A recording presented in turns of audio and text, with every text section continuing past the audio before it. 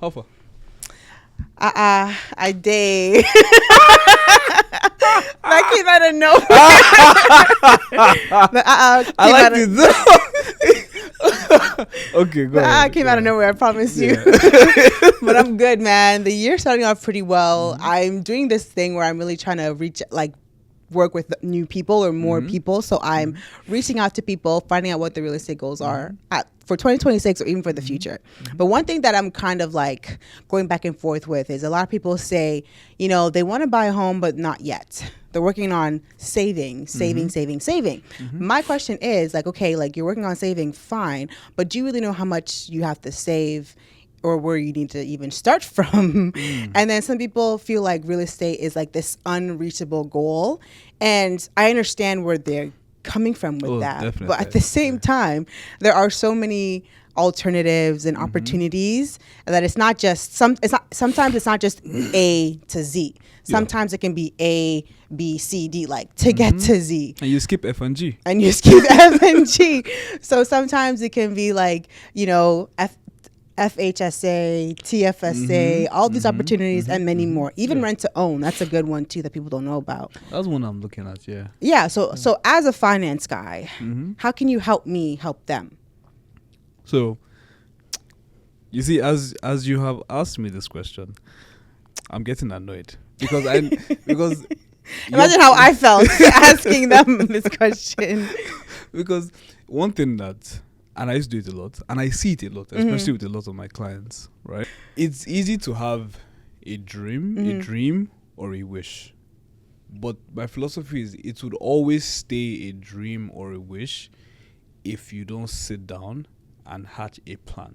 The plan doesn't need to make sense to the highest degree. It doesn't need to be, but just start with something, right? And what I mean is, because if there's anything you want to achieve in this life, you are definitely going to need to persist, right? Yep. But the thing is, you can't persist or persevere if you don't know what and how to prioritize the resources you have in your hand. But how do you know what your priority is if you don't have a plan? Yep. So now let's talk about people that want to buy a house. Okay. Let me not say you want to buy a house. You would like to buy a house. Yes. Because if you wanted to buy a house, you'll be planning. Wait. Am I wrong? No. So, if you desire a house at some point in this lifetime, then what I'll say is, first of all, sit down and look at your income, right? Look at the money that comes in, get a sense of the money that comes in, the money that goes out, do your budget, all that kind of stuff. Just know how your money is flowing. Yeah. Right? But for a house specifically, two things I'll tell those people, right? Is one, just go on Realtor.ca, go anywhere, go and just look at houses. Yeah, just start. Look at prices, get familiar with the prices in the market. Because I've started doing that, and as I've done it, I've started to realize that, okay, these are numbers, right? No one is asking me to sell my kidney or anything, right? Yeah, exactly. Because as you look at these numbers, you will start seeing houses that are cheaper, houses that look affordable. You'll see condos, and all of a sudden, that image of every house costs $5 million. Yeah, you have a better. It reduces. Because I found out recently that there's actually a condo that costs $150,000. It's not Ontario. Don't bother looking. I was gonna say it's not Ontario. Yeah, I even knew that. However, if I want to start, that's a good place. Yeah. If I just want, because now you can consider maybe I should move. Yeah, maybe no, not. No. But I'm you start joking, to but think that yeah. you have those thoughts Right. in your head. Do I need to move? Yeah. Do I not? Right. If I have $30,000, that's 20%. Right. That's 20%. Exactly. Right. And I will grow. My income will increase. To clear the remaining doesn't seem impossible anymore. Right. So get familiar with. Just dip your toe in the water. That's what I say. Right.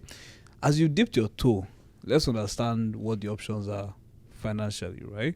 Something about Canada. It has a lot of financial vehicles. Right. A vehicle is essentially an account type that has certain features that affect the way your money goes in and comes out, right? Specifically for the house, we'll talk about the FHSA, and I'm going to start with the FHSA because you people have annoyed me. Sorry, because people have annoyed me in this Let life, them right? know. Let them know. The FHSA first home savings account. By default, you can only use it for your first house. Okay?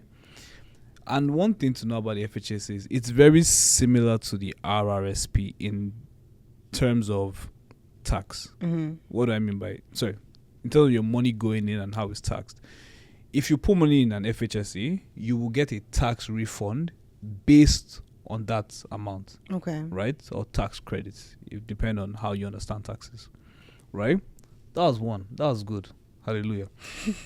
When it's time for your money to come out, if it has grown, please invest the money. Don't just drop it. Yeah, there. don't. Don't just. That's drop what people it there. forget to do, though. Right? Invest. If it has grown, whatever it grows comes out tax free, but you must use it for your first house. Yeah. Right? So Has if to be. you put 50K, you can't. If you put 40K, if you put 40K, There's the max, right? You can't go over 40K. Yeah, that's why there's a max. That's why. Right? So if you put 40K and it grows to, I like big numbers. Let's say it goes to 100K. He loves big numbers. Right? Let's say it grows to 100K. Okay. That $100,000, you can bring it out tax free for your first house, right? So those are very nice things. Yeah. But where a lot of people start to annoy me, sorry, I'm not annoyed. Where a lot of people start You're to annoyed. It's okay. ask questions. Uh-huh. How do I say this? Where a lot of people need No, you wisdom. Yes. Where a lot of people need wisdom is understanding that although in bring your money out, you get money tax free, there are some limits to the account. For example, you can only put in your entire lifetime $40,000. Okay? That's the max you can ever put in. 1. 2. Every year, you are allowed to put in an additional $8,000. That is what you call your contribution room. Make sense? So the 40K is what? The first year? Is the whole the lifetime. Your lifetime span. So the 8K is year one. Every year. Okay. Year Continue. 1, year 2.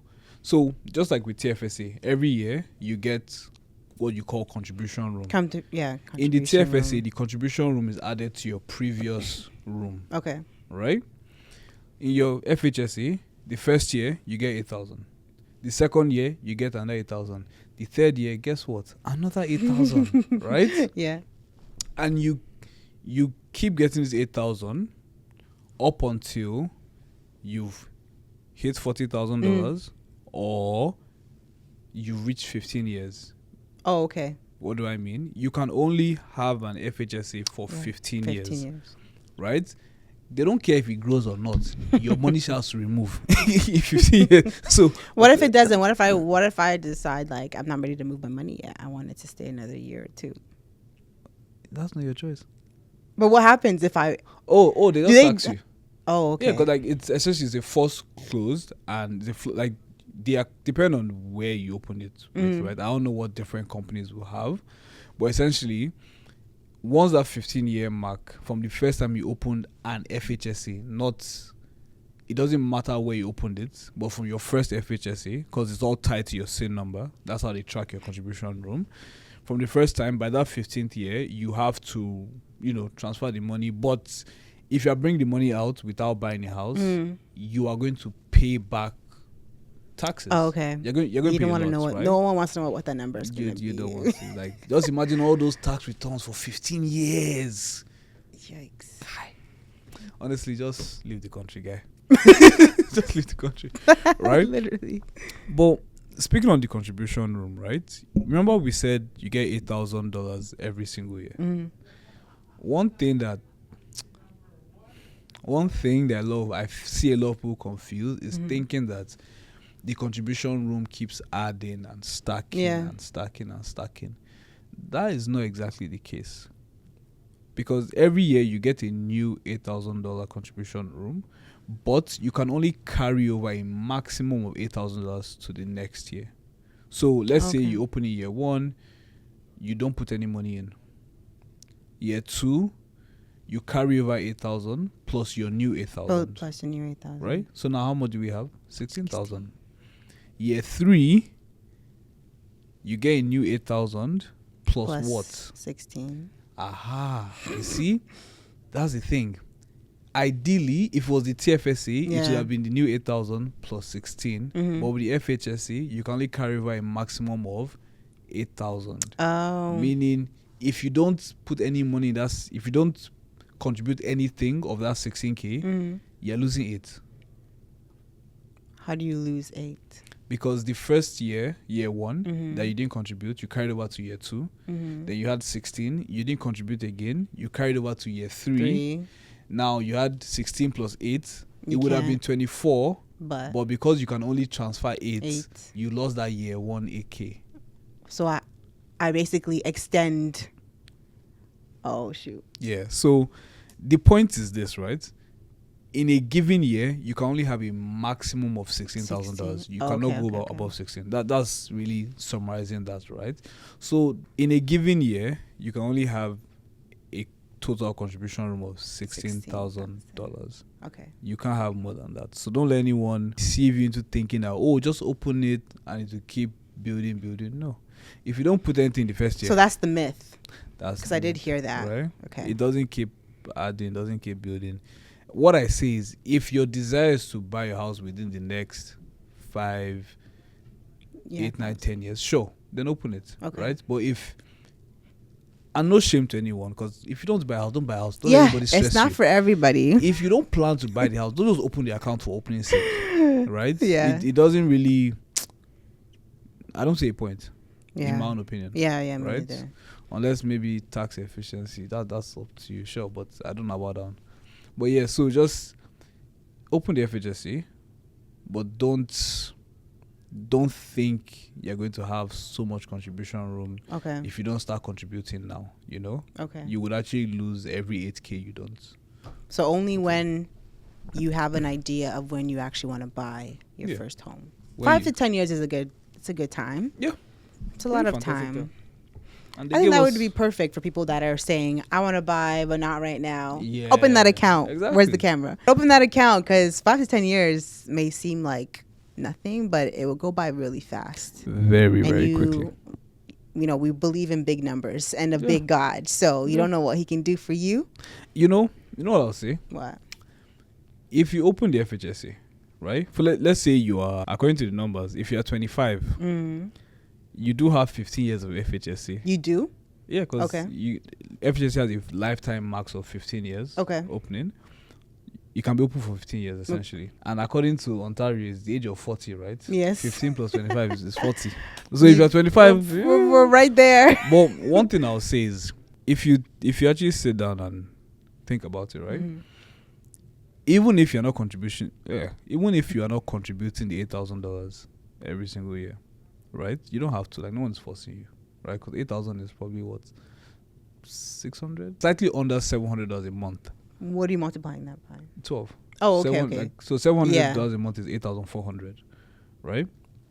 So slightly under $700 a month. Not everybody has that. No.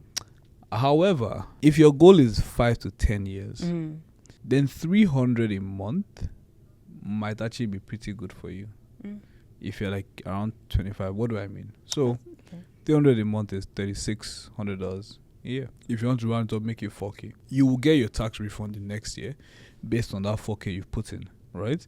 And if you're 25, your income is most likely going to be anywhere from 40 to 70. Let's say 70 grand. Yeah. Meaning your tax rate would most likely be around 23%. But let's be aggressive and say 25%. Okay. Right? So meaning if you put $4,000, you're going to get a tax refund equal to 25% of $4,000. Right? Yes. Meaning you're going to get an extra $1,000. That extra $1,000 can be put into the FHSA as well. So now that's $5,000. Oh. Because you put 4,000, right? And that's just what? That's just $300 a month? Yes. Right? Yeah, you said that. That's like $300 a month. And realistically, you can put 5,000. And here's the thing, right? If that money is invested, especially in, I'm not going to tell you the investments, but some index funds, typically average 12, they've averaged about 12-15% over the last 10 years. Okay. Right? If you do that for the first 2, 3, 4, 5 years, by the time you want to buy in the 6, 7, 8, 9, 10th year, you would have contributed a little, but the investment would have grown. Yeah, a lot by then. To a significant portion, right? And remember, your limiter is not the amount of money in your account, it's your contribution, right? So if you contribute only 20k and it grows to 90, they're not going to fight you, right? So when you think of it that way, the house is actually not that far anymore. Yeah. In fact, as I'm thinking about it, I think I can do that though. Me too. Because giving us some ideas. Obviously, I've been studying it, but the path just made so much sense to me saying right it out now. loud. Yeah, because you can contribute 20k of your own actual money over 5-10 years, and it can grow. It can grow significantly. So sit down and look at your finances. What can I? Because your income is going to increase. Yeah, exactly. Like, you don't want to be stuck. Yeah. You don't even at like your job. $25 an hour. You don't even like your job. You don't even like your job. What he said. You're going to change. You're going to get a better job. So why not just you have to say, okay, this 300, let me just keep it for myself. Yeah. Right? Because so much is being taken from you, so might as well keep some for yourself. Yeah. So I'm getting ideas. I'm getting some dangerous ideas. I'm just joking. I heard this quote, right? Fear, or no, rather, the object you are scared of becomes significantly smaller once you look in the eye. Right? Okay. Elaborate on the eye part. So, if there's something that you're worried about, right? Let's say you want to start a new job, you want to start a new project. When at the beginning of that process, when things are still vague and you don't really know everything you should know, it's very easy to be scared. Home ownership is one of them, right? The concept of buying a house seems so far because of all the big numbers and different things, right? However, the moment you start to do your research, start gathering knowledge and wisdom, that is you staring your object of fear in the eye. Yeah. Right? Where you start a project, once you start working on a project, you notice that you're just crushing it, you're just going at it, because now every point of information you get disarms the fear. Right? You're preaching. So just like with the home, right? Even if you don't desire, even if you don't think you can buy it right now, just by simply looking at home prices, understanding things, mortgages, even just your own finances, it would increase the likelihood that you will buy a house, and it will probably shorten your time span, like the time before you buy a house, by at least 2 or 3 years. I can promise you that. Yeah, that one I know. I believe that too. The more you know, the quicker the process. Is that right to say? Yeah. Yeah, so it's much easier than we think it is. Understanding, the numbers, like he said, starting as little as going on realtor.ca or whatever other real estate websites are out there that make you allow us to look at listings that are available. Looking at that, understanding what this area, sells for. The homes in this, let's say Toronto, sell for, Vaughan, Oshawa, Mississauga, understanding that and seeing, okay, is this right for me, or do I maybe have to think about moving? If you don't want to move, then you have to realize, okay, maybe we have to work a little harder to get this type of property in this type of neighborhood, in this type of area, etc. And then going from there, and then talking to the right people, like your finance guy or like your realtor or like whoever you need to talk to that will help you make the process easier and help you understand things easier, so that you can, fulfill your God-given purpose and buy that property. One thing I think we should leave them with. Yeah. A fun activity to do for you people that like to go out. Oh, go ahead. And I've been doing this for maybe a year or two. Every time you go to a new area, a new neighborhood, pull up realtor.ca. And I do that too sometimes. That's actually fun. It's actually so fun. I did it in Barrie. This is $1.75 billion. Okay, that makes sense. Yeah, I did that. Well, I stopped doing it, but I want to do it more because it's actually really interesting and fun too to see what sells for what. that's actually how I found the condo for 150. Oh, yeah? I went to Edmonton. I was gonna say, where were you? I went to Okay. Winnipeg for my friend's wedding. Lovely friend of mine. Winnipeg. And clearly, this is a good friend of mine because I traveled for your wedding. So I went there and I was looking. I'm like, I like this area. How much a house is? Let me see. And then I was like, wait, because I remember I saw it was a condo unit, an older unit, but it was, I think, like 75 or 80K. And in my head, I'm like, wow. Can I just buy you now? 75. Let me just buy you just to say I have you. I have you. Right? You don't want to lose that one. But what that did for me, it, funny enough, as I'm talking about it, I'm realizing now, it really increased my confidence in the possibility that I would actually buy a house in this lifetime. Yeah. Because if you ask anybody, me, I'm buying house. Not 5 and like 6. this. Because in my mind, one thing I don't want to be house. I said I'm not going to be house poor. You're not going to be house right? poor. But then with all the numbers, that's all that seems to be realistic. But then the more I started doing this, like, going around as I go out, check housing prices, you see variations and you start to get a sense of the numbers. Yeah. And you just the familiarity with the numbers gives you the confidence to look deeper into how to get there. Yeah, that's true. Right? That's very true. So try that. Try it 5 times this month. But thank you so much for your knowledge, finance worries. guy. Thanks. Thanks, guys, for listening, and we'll catch you in the next one. Bye. Bye.